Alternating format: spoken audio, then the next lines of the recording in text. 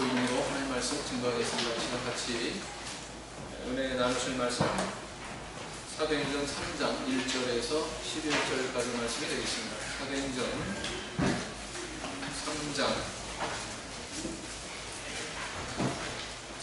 사도행전 3장 1절에서 11절까지 말씀이 되겠습니다.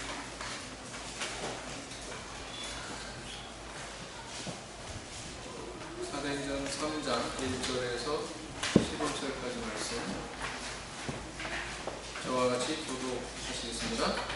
제9시 기도 시간에 베드로와 요한이 성전에 올라갈새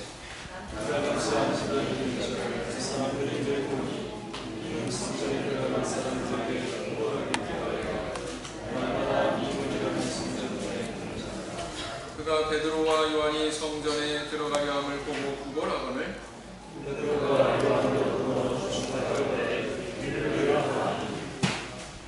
그가 저에게 무엇을 얻을까 하여 알아보거늘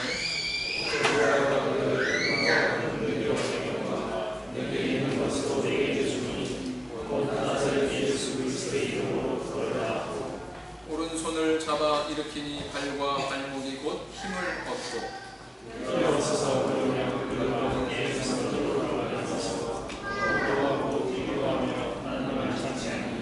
모든 백성이 그 걷는 것과 및 하나님을 찬미함을 보고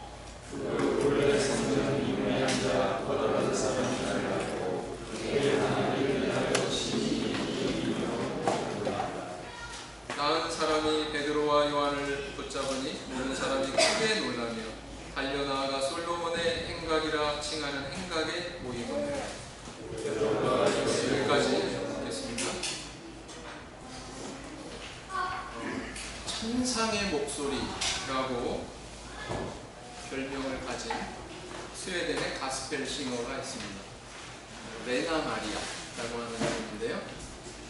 그런데 이 레나 마리아라고 하는 이 싱어는 좀 특별한 그런 신체 조건을 가지고 있습니다.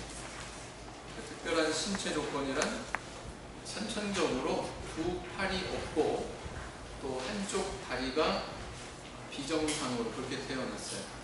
그래서 다 성인이 되었는데도 여전히 양쪽 팔은 없는 상태고 한쪽 다리는 붙어 있긴 하지만 갓난아기 때 크기 그대로 달려있는 그런 상태입니다. 그래서 오로지 하나의 다리로만 자기 신체를 유지하면서 생활하는 그런 인물이죠. 참 훌륭한 것이 그 부모님이 이 아이가 태어났는데 장애인으로 취급하지 않고 여느 정상인과 똑같이 취급하면서 그렇게 키우셨다는 것입니다. 그렇게 자라난 이 여인이 수영의 재능이 있어요. 그래서 수영 선수권대회, 세계 장애인 수영 선수권대회에 나가가지고 거기서 4개의 금메달을 목에 겁니다. 그리고 그 이후에 음악을 전공해가지고 이렇게 가스펠 싱어가 되게 됐는데 그렇게 가수로 활동하면서 전 세계 그 기독교 성도들 그리고 청중들에게 잔잔한 감동을 선사하면서 이렇게 살아가고 있다라는 거죠. 그녀가 이 한국 공연 왔을 때 무대에서 이렇게 말했습니다. 저는 제 삶에 주어진 모든 것에 감사하며 노래합니다. 하나님은 우리를 저마다 특별한 목적대로 달리 창조하셨습니다. 비록 우리에게는 부족하거나 아예 없는 것들이 있을지라도 말입니다. 저는 두 팔이 없습니다. 그러나 노래를 잘하는 목소리는 있습니다. 당신이 돈이 없거나 배움이 없거나 또 온전한 신체를 가지지 못한 것은 결코 중요하지 않습니다. 왜냐하면 우리는 모두 다른 이들에게 줄 수 있는 무언가를 가지고 태어난 동등한 가치를 지닌 소중한 존재이기 때문입니다. 이렇게 얘기했다. 이걸 제가 이야기하니까 별 감동이 없으신데 정말 그런 두 팔이 없고 오로지 한 다리로만 지지해서 무대에 서 있는 그 여인의 입에서 나오는 이 말을 들으면요, 그리고 또 잔잔한 미소를 띄우면서 이야기하는 그 모습을 들으면요 정말 감동입니다. 성도님들 이 여인의 말에 대해서 어떻게 생각하십니까? 제가 생각하기에 그녀는 비록 육신은 이렇게 중증 장애인으로 이렇게 태어난 그런 조건일지는 몰라도 그녀의 정신은, 그녀의 영혼은 정상이다. 아니, 정상을 넘어서서 너무나도 훌륭하다. 그런 생각을 해보게 됩니다. 성도님들은 어떻게 생각하세요? 세상에는 사지가 멀쩡해도 영혼이 병들어 있거나 장애의 상태에 있는 사람도 많다라는 것입니다. 또 육신의 어떤 장애를 핑계 삼아서 건강한 마음 갖는 것도 하지 못하는 그런 경우가 얼마든지 많다는 것입니다. 그런데 이 여인은 그렇지 않다는 것. 사실 우리가 하나님의 시선으로 나 자신과 우리 주변에 한 분 한 분의 영혼을 들여다본다면 우리 가운데 장애가 없는 사람은 거의 없어요. 장애가 없는 사람은 없다. 어렸을 때 뭔가 상처를 받아서 그것이 트라우마가 돼서 성인이 돼서 남을 수도 있고요. 살아가면서 어떤 우여곡절을 겪어서 그것이 상처가 돼서 그 사람의 인생의 굴곡을 만들어내기도 하고요. 다 그렇지 않습니까? 어떤 사람은 편모 밑에서 자라서 뭔가 제대로 양육받지 못하고 받지 못한 그런 사람도 있고요. 다양해요. 아주 다양합니다. 그런 모든 것들을 볼 때 사실 영적으로 보면 우리 모두 한 사람 한 사람이 다 사실은 그런 장애들이 있다. 영적으로 이렇게 볼 수 있다는 것입니다. 그래서 바로 하나님께 부름받은 성도는 어떤 과제가 있느냐, 그런 나의 그 어떤 장애적인 영적인 장애를 극복해 가면서 예수 그리스도와 같은 온전한 사람의 형상으로 변화되어가는 그런 과제가 우리에게 있다는 것이죠. 히브리서 기자는 이렇게 이야기하고 있습니다. 히브리서 12장 13절. 히브리서 12장 13절 말씀을 보시겠습니다.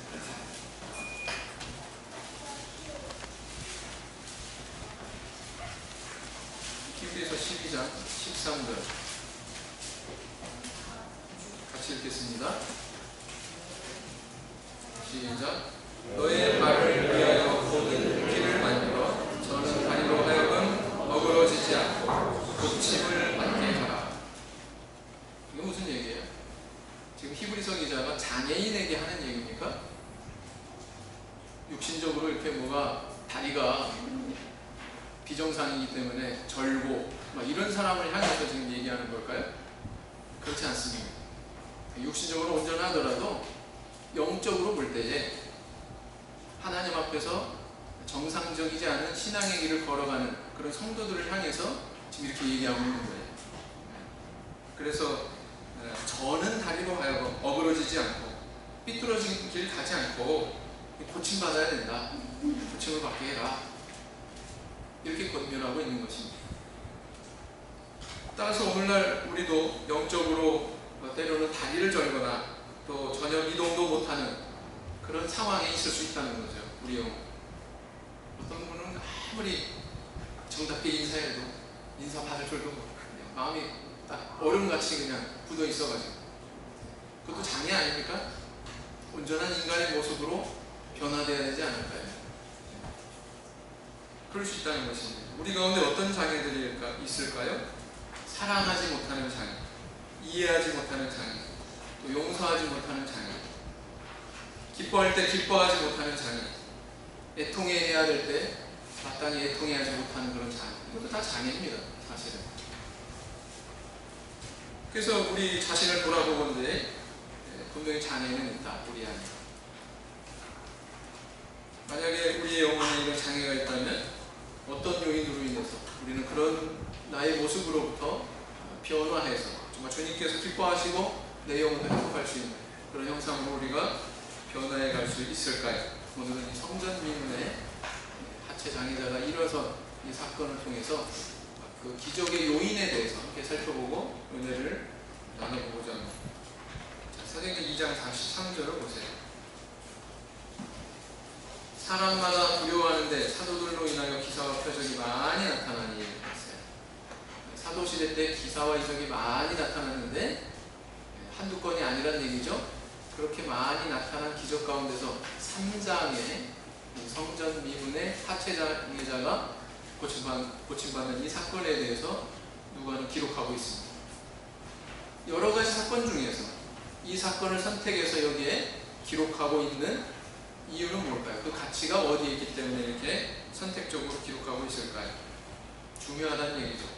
왜냐하면 첫째는 뭐냐면 이 기적을 통해서 베드로는 유대인들에게 다시 솔로몬 행각의 마지막 부분에 솔로몬 행각이라는 행각의 모의건을 했어요.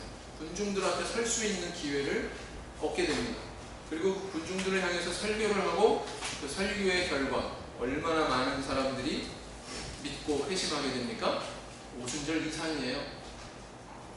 그 내용이 4장 4절에 나와 있습니다. 4장 4절 어떻게 기록하고 있어요? 말씀을 들은 사람 중에 믿는 자가 많은 남자의 수가 약 5천이나 되었더라. 그랬죠? 자, 오순절날 베드로 설교 듣고 회심한 사람이 몇 명이었다고요? 3,000명이었다. 근데 이 기적을 계기로 해서 성전 미문의 이 기적을 계기로 해서 하나님 앞에 돌아온 사람이 몇 명이나 된다고요? 5,000명이나 됐다. 야, 이건 엄청난 사실이죠. 그게 이 기사를 여기 기록한 첫 번째 이유. 두 번째는 뭐냐? 두 번째는 이 기적의 사건을 통해서 이제 이 사도들이 주목받기 시작합니다. 그도 그럴 것이 엄청난 규모의 사람들이 기독교를 개종을 하게 되죠. 그러니까 이제 산헤드린 공회의 주목을 받게 돼요. 예수님을 십자가에 못 박았던 그 산헤드린 공회의 주목을 받게 되고 이때부터 이제 핍박이 시작이 되는 그런 모습을 보게 됩니다. 4장 3절 바로 앞절을 보시면 사도행전 4장 3절을 보시면 저희를 잡음에 날이 이미 저물므로 이튿날까지 가두었으나 백성들에게 도를 전하는 이 사도들을 공회에서 오게 가두었습니다. 그래서 성전 미문의 이 하체장애인이 고침받는 사건을 통해서 교회가 엄청나게 이렇게 전도된 성과도 있는 반면 또 산헤드린 공회에 이런 핍박이 시작이 된 도화선이 된 그런 사건이기 때문에 굉장히 중요한 의미를 가진 사건이란 말이죠. 그래서 아마도 이 사도행전의 저자인 누가는 이 기적의 사건을 선택적으로 여기다 기록을 한 것으로 보여집니다. 자, 이 사건의 내용이 어떻습니까? 어느 날 베드로와 요한이 평상시 하던 대로 기도하기 위해서 성전으로 가는 길에 그 하체장애자가 구걸하고 있는 그 미문 곁을 지나가게 됐습니다. 그래서 두 사도가 이 구걸한 거지를 보니까 어떤 그 연민 속에서 발동이 됐던 것 같습니다. 두 사도가 그를 향해서 말합니다. 우리를 쳐다보라. 금과 은은 내게 없거니와 내게 있는 것으로 내게 주노니 나사렛 예수 이름으로 걸으라. 이런 선언을 했다는 거예요. 자, 이 선언으로 인해서 놀라운 기적이 일어납니다. 무려 40년 동안, 태어난 지 40년 동안 한 번도 걸어본 적이 없는 바로 그 사람이 발과 발목에 힘을 얻고는 걷기도 하고 뛰기도 하고 또 하나님의 성전에 나아가서 하나님을 참여하기도 했다라고 이렇게 기록을 하고 있습니다. 자, 이 기적의 사건이 오늘날 우리에게 주는 교훈은 뭘까요? 메시지는 뭘까요? 그것은 바로 우리 안에 이런 장애가 있는 속사람이 고침받고 변화하는 그런 기적의 은혜가 어떻게 임하는지 여기에 대해서 우리에게 시사하고 있다 이렇게 볼 수가 있습니다. 우리가 그런 기적의 은혜를 얻기 위해서는 첫째 뭐냐? 변화와 성장의 의지가 있어야 된다라는 것입니다. 본인의 변화와 성장의 의지가 있을 때 기적이 주어진다라는 것을 알 수가 있습니다. 3장 2절을 보세요. 나면서 안진병이 된 자를 사람들이 내고 오니 이는 성전에 들어가는 사람들에게 구걸하기 위해 날마다 미문이라는 성전 문에 두는 자라. 자, 나면서부터 걸을 수 없으니 정상인처럼 그렇게 노동을 하거나 일해가지고 먹고 살 수 없고 그렇게 일해서 먹고 살 수 없으니 할 수 있는 게 뭐예요? 구걸하는 것밖에 더 있는 거예요. 그리고 또 이 장애가 있는데 이 어느 정도로 심각 사람들이 이 사람이 이렇게 구걸하는 일이라도 할 수 있도록 매다가 이 미문 곁에 데려다 주지 않으면 혼자서 올 수 있어요, 없어요? 아마 올 수 없었던 것 같습니다. 이곳까지 오는 것도 다른 사람의 힘을 빌어서 해야만 했다. 그가 얼마나 참 어려운 그런 신체 조건을 가지고 살아가고 있는지 알 수 있죠. 그 딱한 처지의 사람에게 어느 날 두 사람이 지나갑니다. 지나가더니 내게 있는 것으로 내게 주노니 일어나 걸으라! 이런 말을 들었다고 생각해 보세요. 성도님들 그런 말을 들었다고 생각해 보십시오. 이 명령은 어찌 보면 이 사람에게 굉장히 무모한 명령입니다. 아니 걸을 능력도 없는 남들이 이렇게 옮겨다 줘야 되는 그런 신체 조건의 사람에게 걸어라! 이렇게 얘기한다는 것은 어떻게 보면 조롱하고 모욕하는 걸로 받아들여질 수도 있다는 거예요. 그래, 너 지금 나한테 나 다리 지금 이렇게 장애 있다고 지금 놀리는 거냐? 이런 식으로 대들 수도 있고, 그죠? 분노하면서 뭐라도 집어던지고 뭐 이런 식으로 반응할 수 있지 않겠습니까? 그게 바로 상처 있는 사람의 태도예요.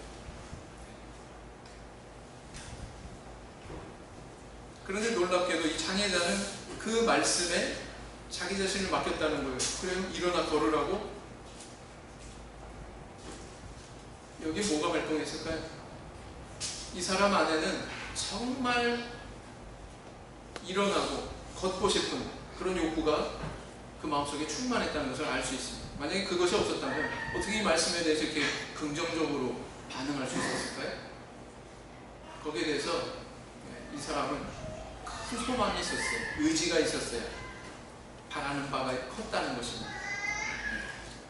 그래서 그 의지와 소망 위에 하나님 말씀 선포되었더니 그 말씀에 순종한 결과 이런 기적이 나타났다. 하나님께 은혜 입은 사람의 특징이 뭡니까? 성경을 다 뒤져보면 하나님의 주어지는 은혜에 대해서 아주 강렬하게 반응한다는 거예요. 거기서 아주 강한 소망을 가지고서 마치 전력 질주하기 위해서 부릉부릉 엔진 소리를 내면서 그냥 브레이크에 발만 떼면 튀어나가려고 준비하는 자동차처럼 그런 마음 상태를 가지고 있다는 거예요. 그런 열망을 가지고 있을 때 하나님께서 이렇게 은혜를 주신다는 것입니다. 비슷한 처지에 거지가 있었죠? 마가복음 10장에 보면은 소경거지, 이 사람은 장애가 눈 못 보는 거예요. 소경거지, 누구요? 바디메오. 근데 주변에서 이 사람에 대해서 만류하더라도 제발 좀 조용히 해. 너 이렇게 시끄러워. 그러할지라도 이 소경이 예수님에 대해서 나타난 태도를 한번 주목해 보세요.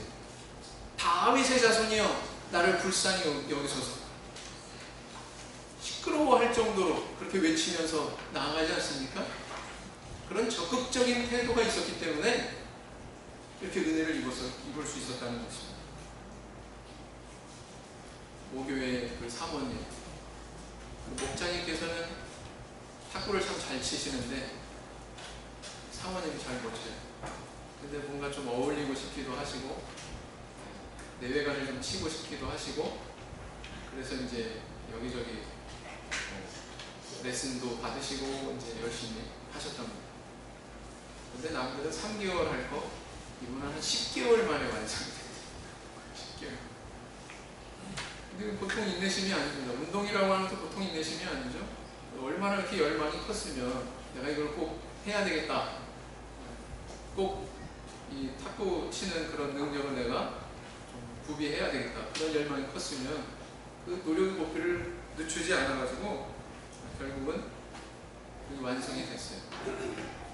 뭐라고 그러나요? 화라고 그러더라고요. 그래서 내외간에 이렇게 항상 즐기면서 치는 모습 보면 참 보기 좋습니다. 야, 이렇게 열정이 있으면 시간은 좀 걸리지만 이렇게 극복이 되는구나. 아무리 운동치라도 극복이 되는구나. 그런 걸 느끼거든요. 어떤 분야도 마찬가지일 겁니다. 어찌 보면 이 장애인은 바로 우리 처지와 같다.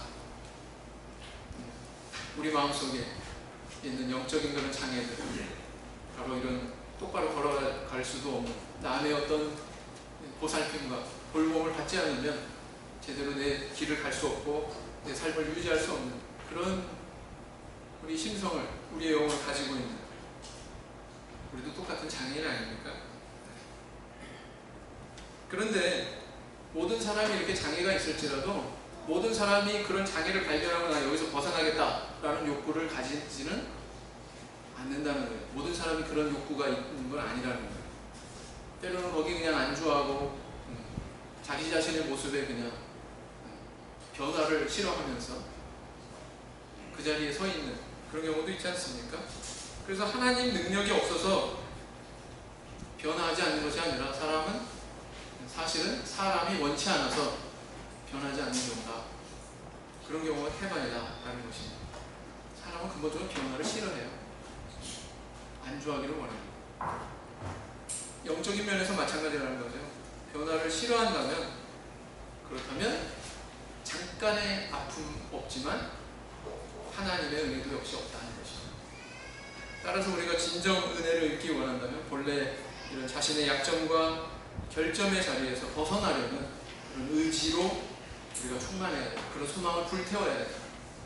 마치 이 하체 장애자처럼 마음속에 그런 것을 우리가 품고서 소망해야 된다라는 것입니다. 시편 42편 1절에서 2절 말씀을 보시겠습니다.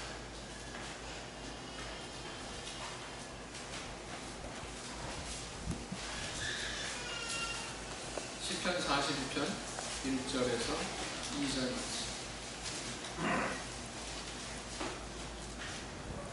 같이 읽겠습니다. 시작. 하나님이여 사슴이 신의 물을 찾기에 갈급함을 하시니 내 영혼이 주를 찾기에 갈급함이 하나이다. 내 영혼이 하나님 곧 생존하시는 하나님을 갈망하나니 내가 때에 나가서 하나님 앞에 하나님의 은혜를 갈망하시는 저 성도님들 되기 원합니다. 자, 두 번째, 어떤 것이 기적의 요인이 됐습니까?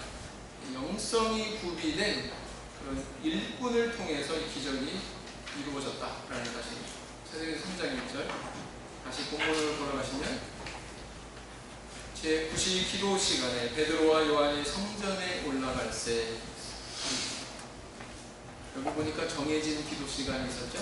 제9시 기도 시간 이렇게 기록하고 있습니다. 사실 이 유대인들은 경건한 자들의 경우 9시, 12시, 그 다음에 오후 3시 이렇게 하루 3차례 3시간 간격으로 정기 기도 시간을 가졌답니다. 그래서 평소 경건 생활에 충실한 그런 유대인일 것 같으면 이 기도 시간에 맞춰 성전에 가는, 성전에 가지 못하면 자기 기도할 곳에서 기도하기도 하고 그랬다는 것입니다.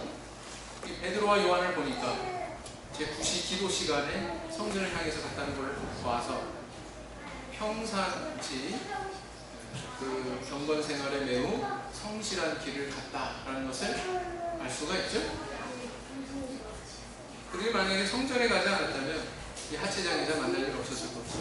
근데 일상의 경건 생활에 충실하다 보니까 이런 은혜를 베풀 수 있는 기회가 생겼다는 거죠. 그 다음에 또 한 가지 더 중요한 거, 이 베드로와 요한의 가슴 속에 일상의 경건에 충실할 뿐만 아니라 불쌍한 처지에 있는 이 사람에 대한 관심이, 사랑이 담겨져 있었다라는 것입니다. 아마 그 성전 이문을 지나쳐가는 사람은 많았을 거예요. 하나님께 경건히 기도하고자 하는 사람은 굉장히 많이 지나갔을 것입니다. 그러나 이 사람에 대해서 눈길을 돌리고 관심을 가진 사람은 바로 누구였어요? 베드로와 요한이었다는 것입니다. 그래서 모든 사람들이 그 곁을 지나가고 하나님께 기도하고 경건생활을 할 수 있지만 이렇게 특별하게 다른 영혼에 대해서 관심을 두는 일은 또 모두가 그렇지는 않은 것 같아요. 우리 삶 속에서 모두가 그렇지는 않은 것 같습니다.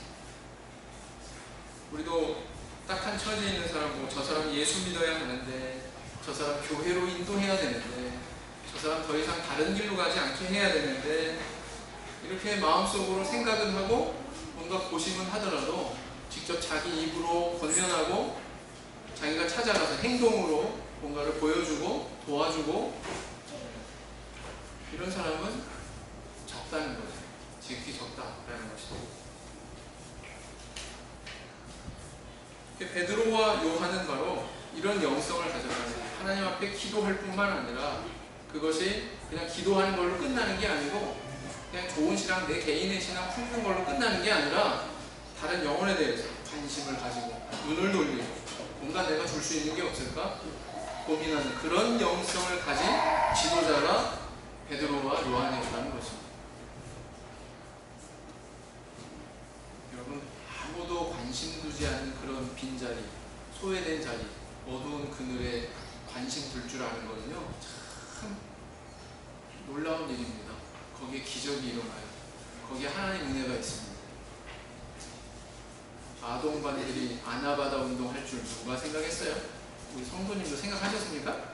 아나바다 운동 해가지고 저기 지방에 있는 우리 어린 친구들, 우리와 똑같이 좋은 교육받게 좀 지원해줘야 되겠다, 이런 생각. 아무도 안 하셨잖아요. 근데 누가 했어요? 소원교회 아동반들이 했어요. 대단하지 않습니까? 그래서 기적이 일어났어요. 어떤 기적이 일어났어요? 네, 여기서 어떤 성도님이 말씀하시길 한 10만원쯤 모아지면은 와, 많이 모았다 싶을 걸로 생각했는데 얼마 모아진지 아십니까? 들으신 분 계세요? 들으신 분 안 계세요? 관심이 별로 없으세요? 네, 맞습니다. 30여만, 31만 1710원인가요? 정확한지 모르겠는데 제 기억에 그렇습니다. 그래서 이 천안교회 아동반에게 전달해 줬어요.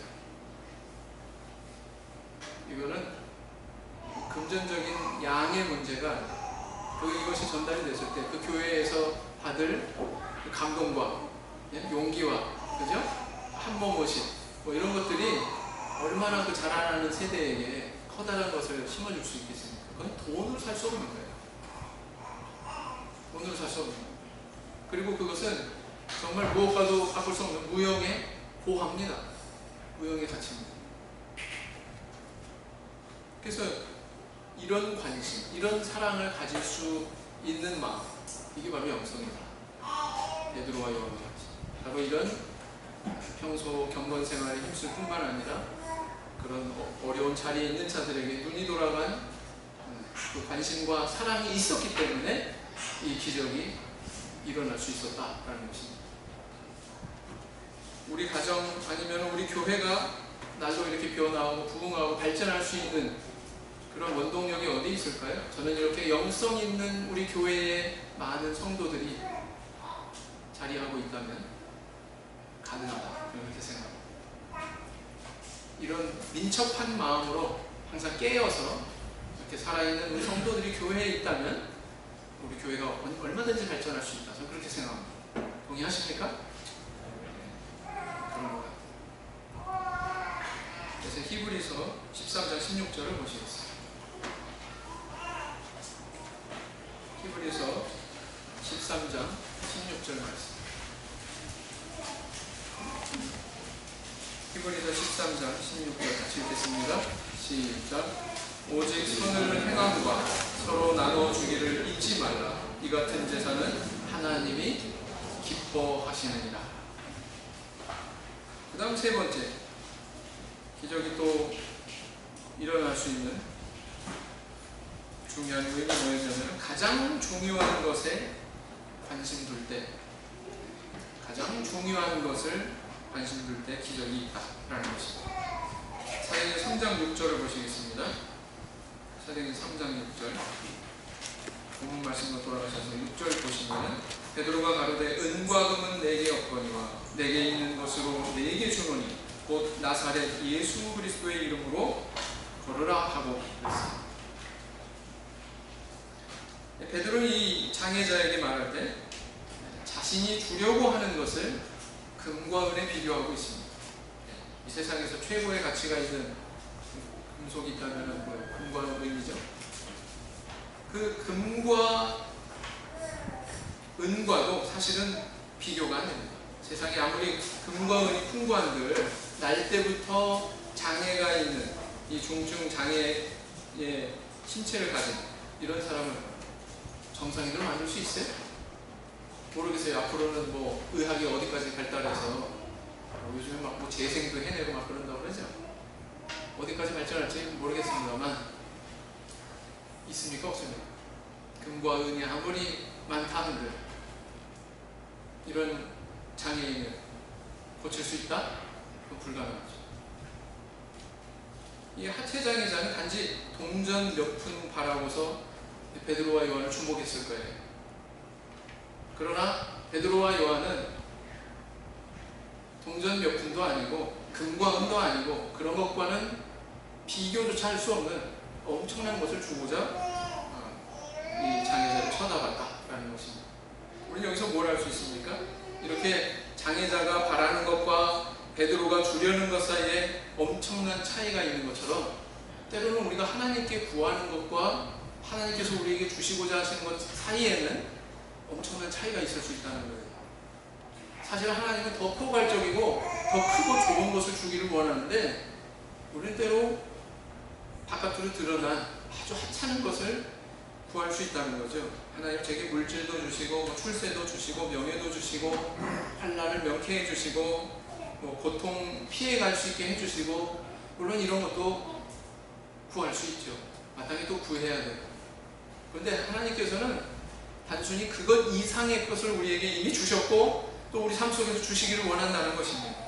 사실 가장 본질적인 게 그거라는 거예요. 만약에 본질적이고 중요한 것이 베드로와 요한 속에 없었다면 이렇게 자신 있게 선포할 수 있었겠습니까? 그 하나님의 능력에 대해서 이거 줄 수 있다. 이것이 가장 이 사람의 인생에 있어서 중요한 핵심이다. 그것이 없었다면, 그런 판단과 그런 인식이 없었다면 이렇게 선포할 수 있었을까요? 없었겠죠. 우리 하나님께서 우리에게 주시려는 복은 차원이 달라요. 이 말씀처럼 차원이 달라요. 이 장애인이 생각하는 거와 받은 거하고는 전혀 차원이 다른 것처럼 하나님이 우리에게 주시려고 하는 것은 전혀 다른 차원의 것이다 라는 것입니다. 이거는 진정한 복입니다. 복 위에 복입니다. 그것만 소유하면 나머지는 다 줄줄줄줄 호박농풀 따라오듯이 따라오는 것들이에요. 다른 거 구할 필요도 없어요. 그것만 구하면 됩니다. 그것만 소유하면 돼요. 그게 뭐냐? 에베소서 1장 3절에서 5절 말씀 보겠습니다. 에베소서 1장 3절에서 5절. 에베소서 1장 3절에서 5절 말씀 보겠습니다. 3절에서 5절 같이 읽겠습니다. 시작. 찬송하리로다. 하나님 곧 우리 주 예수 그리스도의 아버지께서 그리스도 안에서 하늘에 속한 모든 신령한 복으로 우리에게 복 주시되 곧 창세전에 그리스도 안에서 우리를 택하사 우리로 사랑하셔서 그 앞에 거룩하고 흠이 없게 하시고 그 기쁘신 뜻대로 우리를 예정하사 예수 그리스도로 말미암아 자기의 아들들이 되게 하셨으니 그랬어요. 하늘에 속한 신령한 복을 언급하더니 5절에서 뭐라고 얘기하냐면 이미 주어진 복을 얘기하고 있습니다. 자기의 아들들이 되게 하셨으니 사실 우리는 여기서 막 감격하고 막 할렐루야를 부르고 그래야 되는 대목인데 왜 그렇습니까? 로마서 8장 32절을 보겠습니다. 로마서 8장 32절을 보겠습니다. 로마서 8장 32절.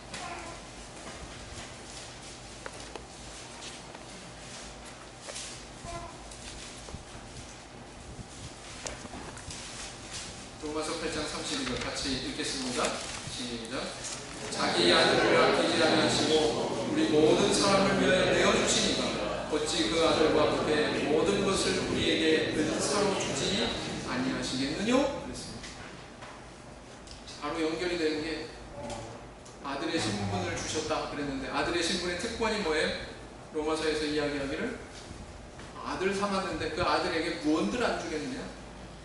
여러분 가장 중요한 게 뭐라는 얘기예요? 아들의 신분 아닙니까? 천국 백성이라고 하는 이 신분 아닙니까?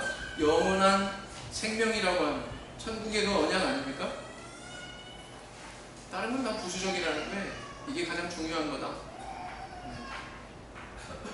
그것 붙들고 하나님 앞에 나가면 하나님이 능히 기적의 은혜 주신다고 믿으시기 바랍니다.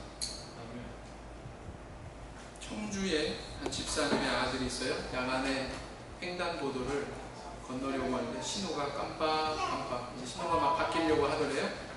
파란 불에서 빨간 불로 바뀌기 전에 건너야 되죠. 냅다 뛰었습니다.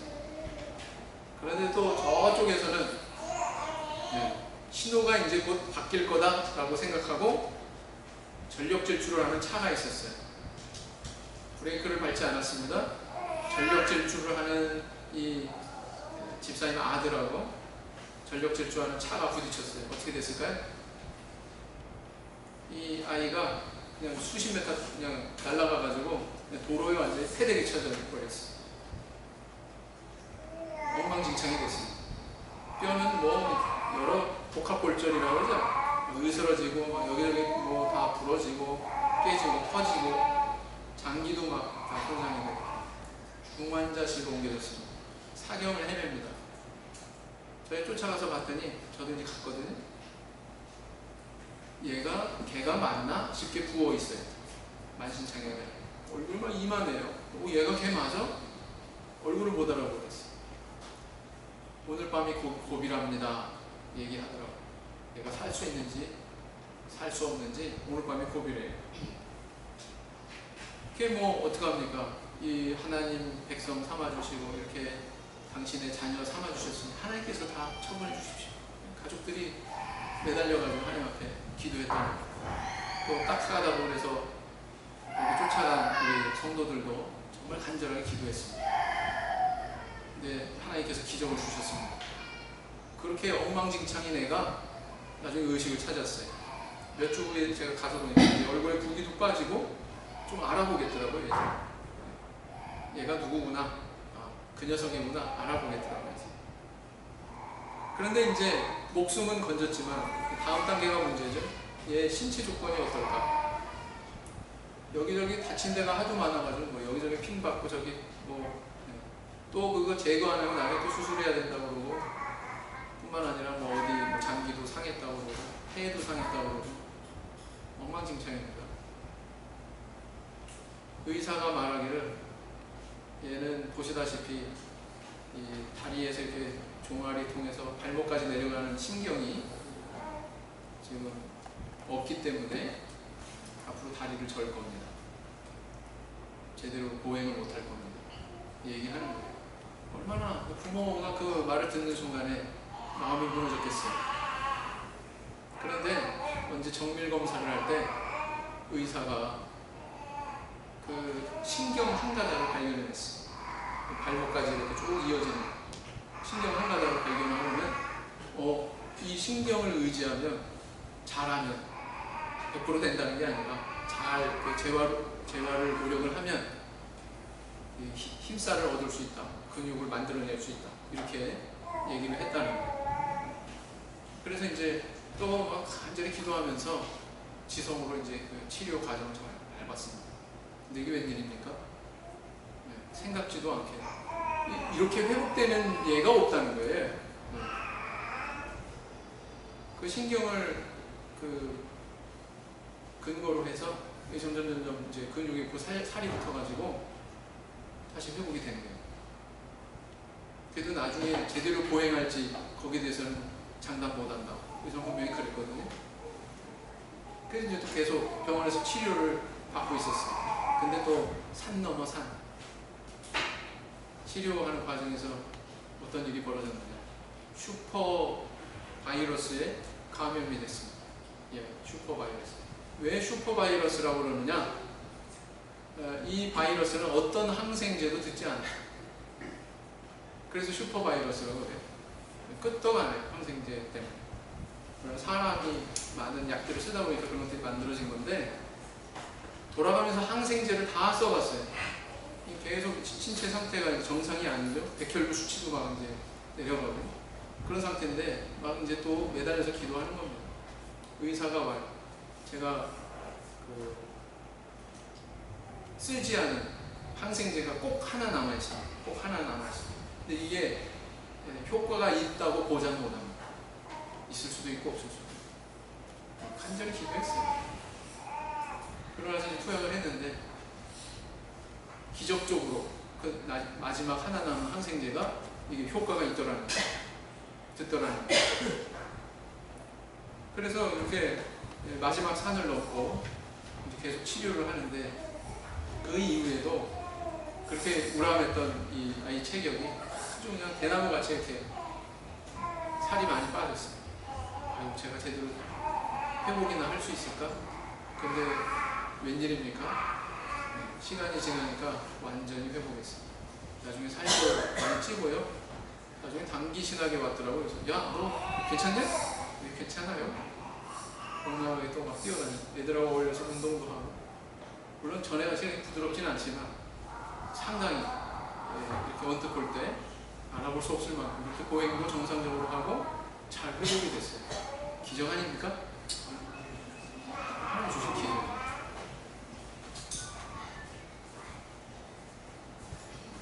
그래서 오늘날 우리의 삶의 모든 순간순간마다 하나님의 기적은 아직도 여전히 존재합니다. 그 기적의 은혜를 받기 위해서 우리는 어떤 길을 걸어가야 될까요? 바로 이 장애자, 하체 장애자가 가지고 있었던 것처럼 이 변화의 어떤 의지와 소망의 끈을 놓지 않고 그 가슴 속에 그런 소망을 강렬하게 품는 그런 믿음이 있어야 돼요. 또 거기에 더해져서 또 영성 있는 우리 교회의 여러 형제 자매들의 그런 관심과 사랑이 있어야 되겠습니다.